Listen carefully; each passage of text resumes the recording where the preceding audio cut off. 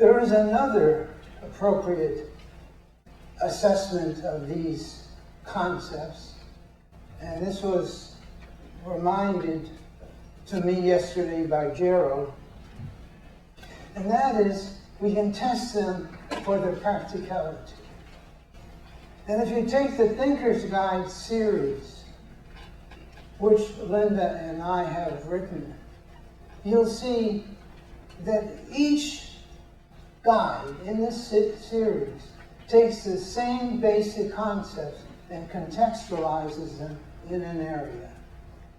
Contextualizes them in the area of engineering, in the area of teaching, in the area of studying and learning, in the area of reading, in the area of writing, in the area of detecting propaganda and bias, in the area of fallacies and the use of ideas to manipulate others.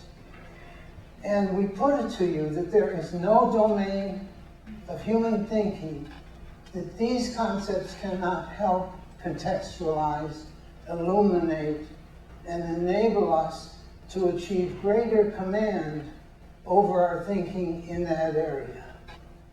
In other words, all disciplines presuppose critical thinking. But no discipline owns it.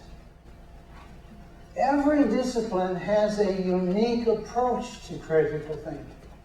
Every discipline has tools for critical thinking that other disciplines don't have. This dimension of critical thinking is the domain-specific dimension of critical thinking. So there are tools of critical thought that sociologists have that perhaps historians don't. And there are tools of critical historical thought that historians have that perhaps sociologists don't. There is an angle on critical thinking that you can get perhaps from geology, that you can't get from philology. Parasitologists may have tools that enable them to see and understand parasites and look at the world of living creatures in a way that a biologist not specialized in parasitology couldn't.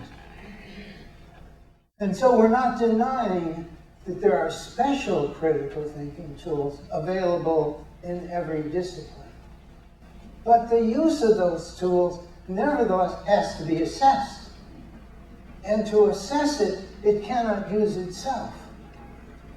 And here is where generic critical thinking comes into play.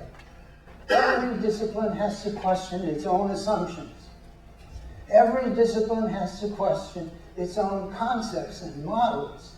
Every discipline has to assess its use of information, the manner in which it gathers information, the manner in which it evaluates information.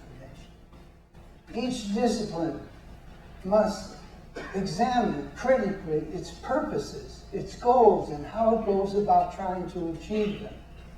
So that generic critical thinking, the part of it that is timeless, the part of it that is irrefutable, the part of it that is foundational, is always presupposed in every moment of our thought and our life if we could dig into our thinking and see what is unavoidable there. I cannot avoid, nor can you, having unique purposes, having special goals, things that we're living for, things that we care about.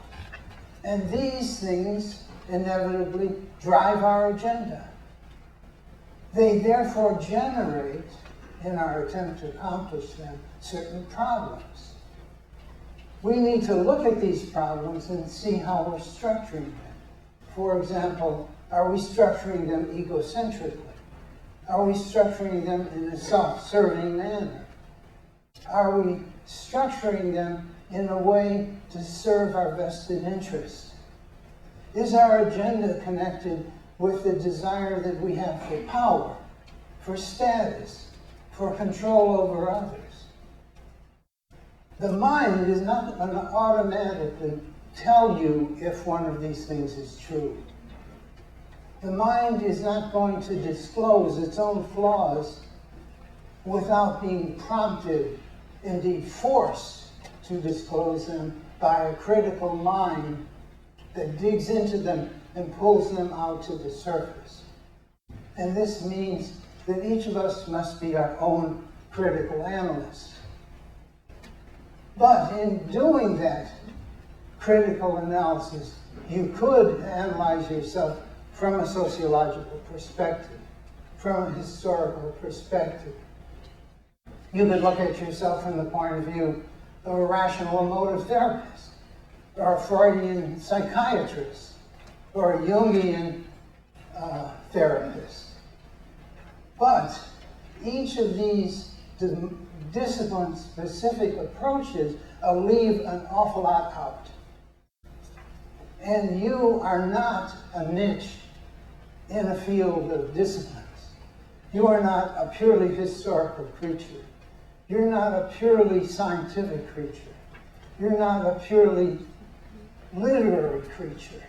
You are all of those mixed in some unique way. You're historical. You live within society and respond to social structures. You are forced to live within an economy. You formulate a philosophy. You make value judgments. You do things that only you do in the way that you do them. But for you to take true command of your life, you must bring the logic of your life to the surface.